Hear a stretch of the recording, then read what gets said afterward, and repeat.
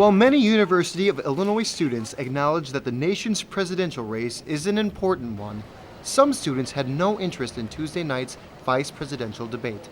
It's not something that I care about as much as the presidential debates. To be honest, I think it would be kind of dry. I feel like Mike Pence and then Tim Kaine aren't like the most exciting candidates to listen to talking. While some didn't even know who the candidates were. I think it was, I want to say the senator from Ohio. Do you know who the two candidates are for the vice presidential debate? Not really. Students on campus explain why they chose to watch last week's presidential debate, which had over 80 million views, as opposed to the VP debate last night.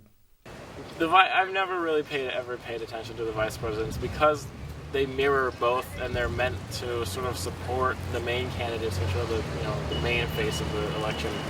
And with so little interest in the second in command, Professor of Political Science Bill Bernhardt explains why the majority of people didn't tune in last night.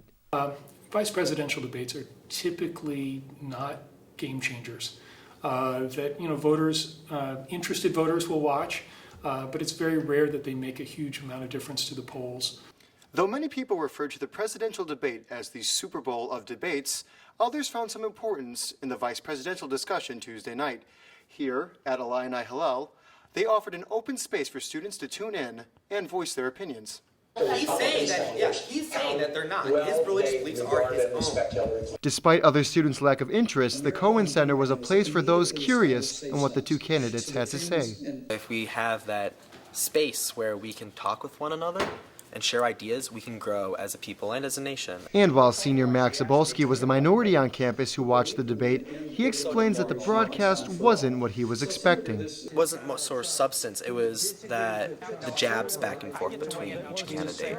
Like the insults, the interruptions. It wasn't as pleasant, so to speak. I'm NIKO Burton, UI7 Newsbreak.